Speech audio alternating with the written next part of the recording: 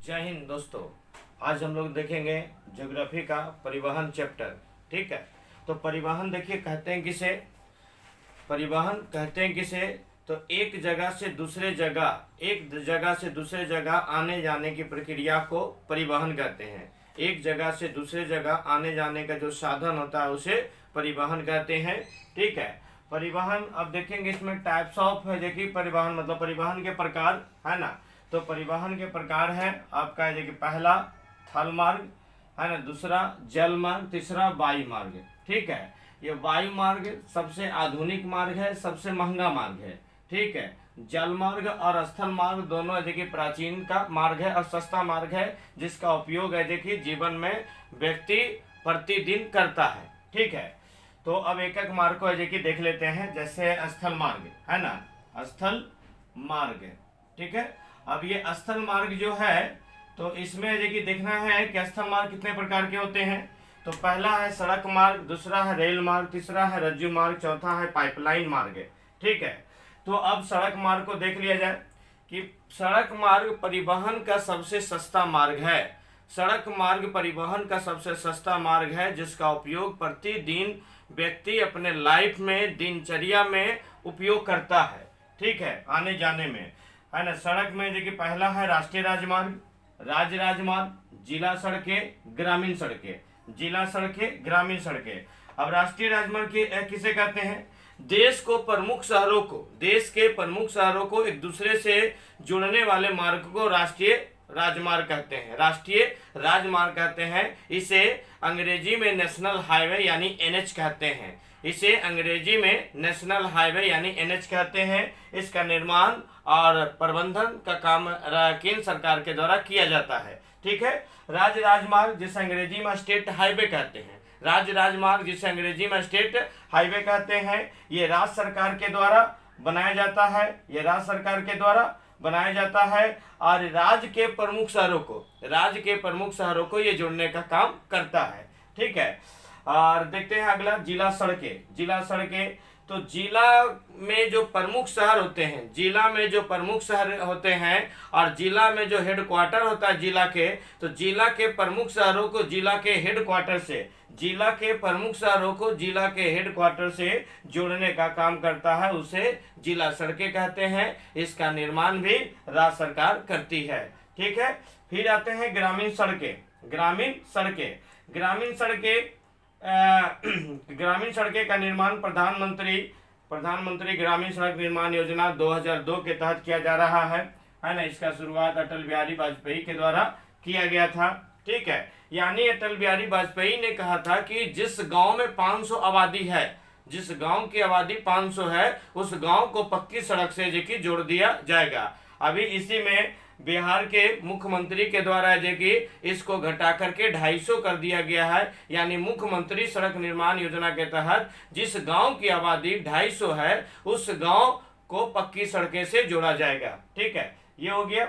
अब आते हैं रेल मार्ग है ना। रेल मार्ग का एक अलग से ही पूरा डिटेल से देखेंगे। ठीक है, तो ये इसको रहने देते हैं, यहाँ पे इसका डिटेल देखेंगे। रज्जु मार्ग में देखना ये है कि रज्जु मार्ग पहाड़ी क्षेत्रों में यानी दुर्गम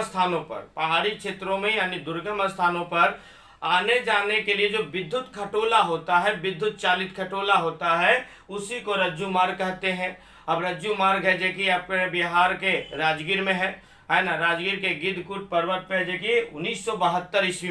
1972 ईस्वी में जापान सरकार के द्वारा बनाया गया था और ये अभी वर्तमान में बिहार राज्य परिवहन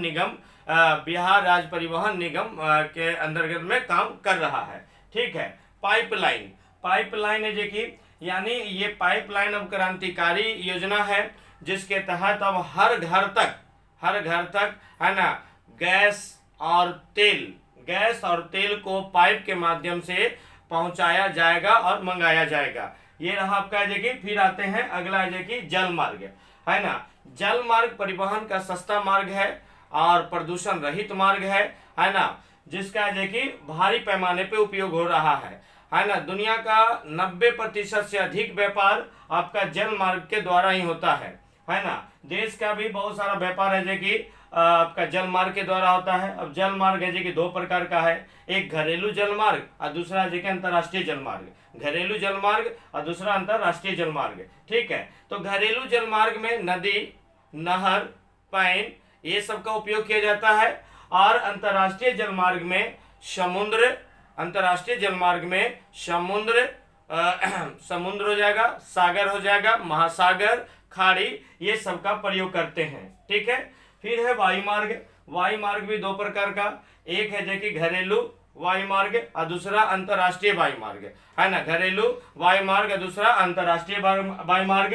घरेलू में देखेंगे कि देश के अंदर जितनी भी उड़ानें भरी जाती है ना, एक शहर से दूसरे शहर आने जाने का जो होता है वो घरेलू मार्ग के अंतर्गत में, और अंतर्राष्ट्रीय यानी देश के बाहर जितनी उड़ानें भरी जाती है उसे अंतर्राष्ट्रीय जो कि वायुमार्ग कहते हैं। अब इसमें जो कि घरेलू वायुमार्ग जो है आपका इंडियन एयरलाइंस के द्वारा दिया जाता है। घरेलू मार्ग जो सेवा है वो इंडियन एयरलाइंस के द्वारा दिया जाता है, और अंतर्राष्ट्रीय वायुमार्ग जो है वो एयर इंडिया के द्वारा दिया जाता है। अंतर्राष्ट्रीय वायुमार्ग जो है एयर इंडिया के द्वारा दिया जाता है ना। तो ये आपका रहा परिवहन के साधन। हाँ, तो हम लोग देख रहे थे सड़क मार्ग, ठीक है, परिवहन के सारे साधन देख रहे थे। उसमें जो कि अभी जो अब देखेंगे ना आपका देखिए प्रमुख एनएच, है ना। प्रमुख एनएच बहुत इंपॉर्टेंट टॉपिक है, जिससे अक्सर क्वेश्चन पूछे जाते हैं, जिसको याद करने में छात्रों को काफी दिक्कत होता है। याद करते करते मुंह का फेफड़ी जम जाता है, लेकिन याद होता नहीं है। दुक्को मुक्को चुक्को करके लोग ट्रिक बना करके याद करते हैं, जो कारगर साबित नहीं होता है, ठीक है।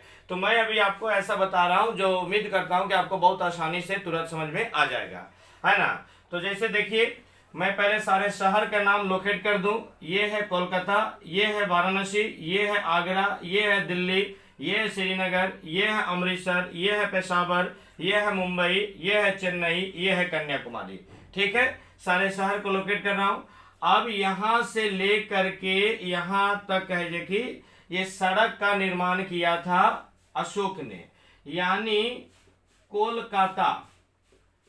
कोलकाता से पेशावर, कोलकाता से पेशावर, ठीक है।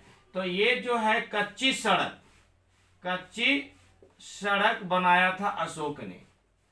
कोलकाता से पेशावर तक के जो कच्ची सड़क बनाया था अशोक ने।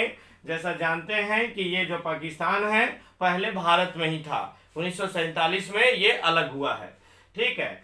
फिर एक शासक आता है, बिहार का लड़का शासक बनता है, ठीक है। तो ये इसको पक्कीकरण करेगा, और ये पक्कीकरण करेगा वो बिहार का लड़का है, उसका नाम है शेरशाह, है ना। मूल नाम था फरीद खां, लेकिन शेर की हत्या करने के कारण इसका नाम हो गया शेर खां यानी शेरशाह, ठीक है। तो ये शेरशाह इसको पक्कीकरण किया।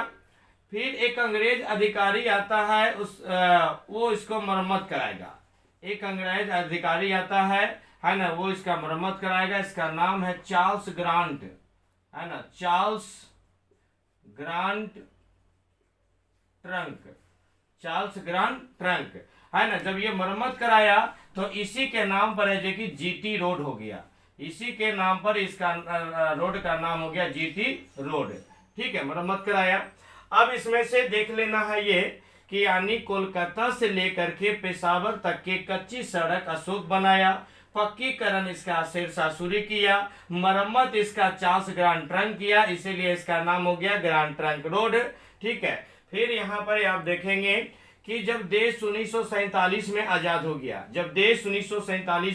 गया, तो ये रेड क्लिफ लाइन के इस तरफ है कि भारत हो गया और इस तरफ पाकिस्तान हो गया। यानी रेड क्लिफ लाइन के बॉर्डर पर एक भारत का शहर पड़ा, वो शहर का नाम है अमृतसर, है ना, ये अमृतसर। तो अब ये तो पेशावर पाकिस्तान में चला गया, तो इसकी तो गप नहीं करना है। अब यहाँ अमृतसर से कोलकाता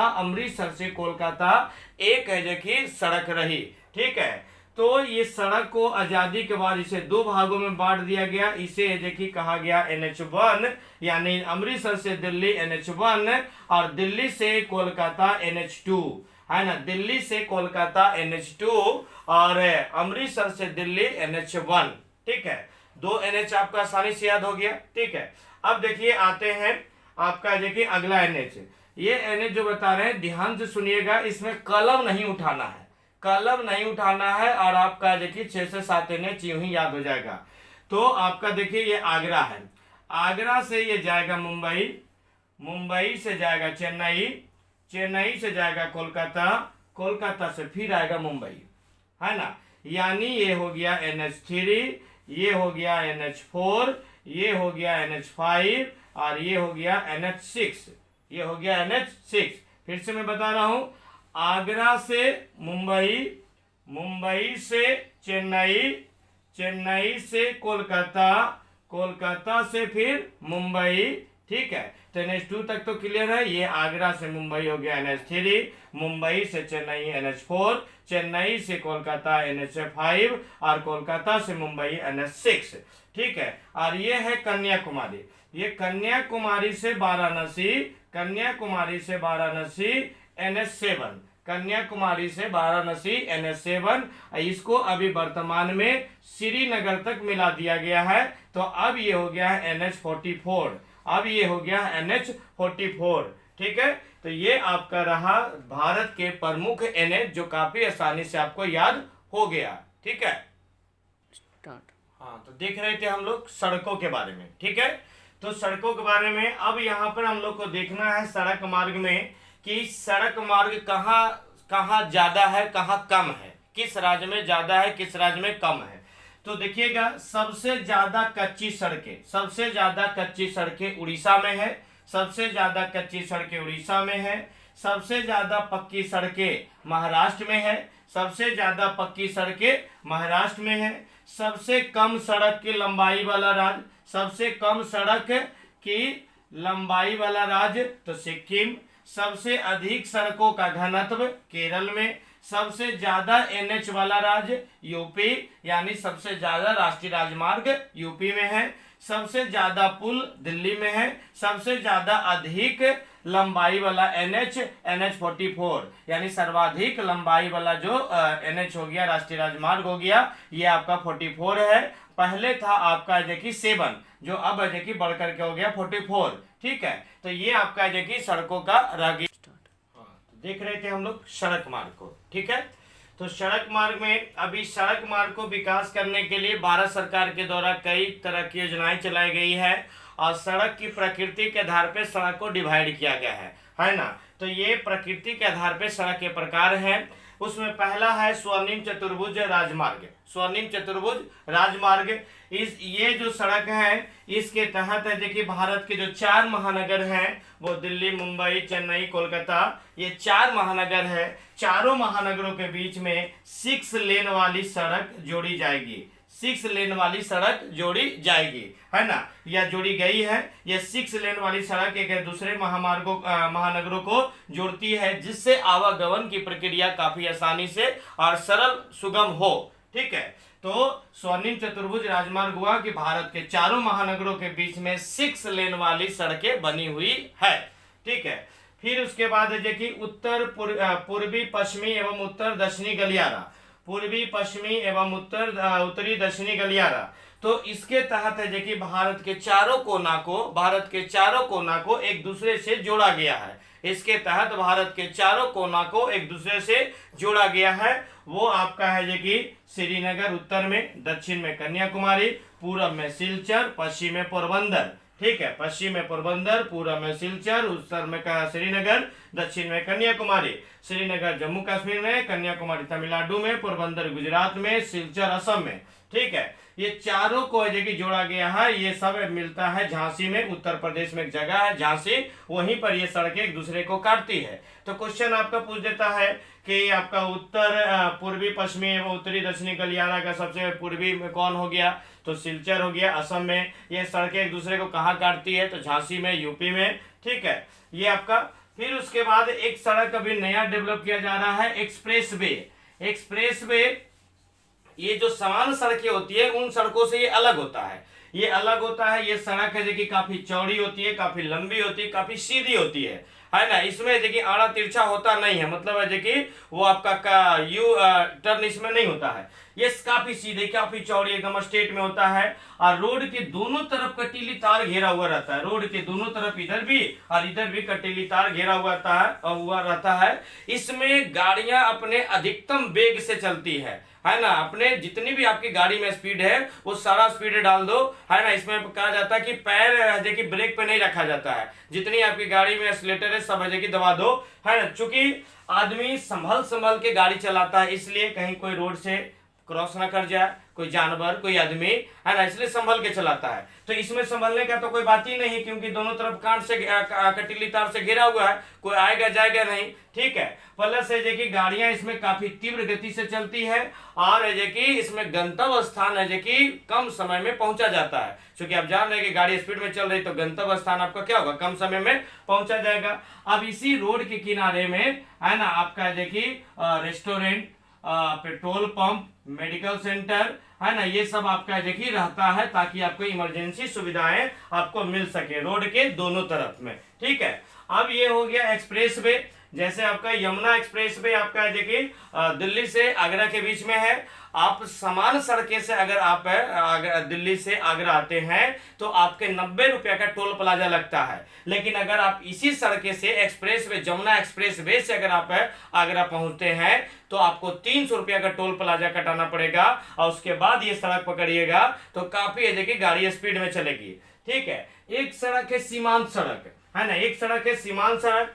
तो देश के सीमा पर है ना, देश के सीमा को सुरक्षित करने के लिए सीमांत सड़क बनाया गया है ना। इस सड़क का उपयोग भारत के सेना करता है, इंडियन आर्मी करती है, ताकि है कि उसे है कि ये आपका क्या कहते हैं कि जाम उम ना पड़े। इसका निर्माण है कि सीमा सड़क संगठन बोर्ड के द्वारा किया जाता है, सीमा सड़क संगठन बोर्ड के द्वारा किया जाता है। और सीमा सड़क संगठन बोर्ड का स्थापना 1960 ईस्वी में किया गया था। सीमा सड़क संगठन बोर्ड की स्थापना 1960 ईस्वी में किया गया था। तो फिर मिलते हैं अगले वीडियो में, तब तक के लिए नमस्कार, जय हिंद।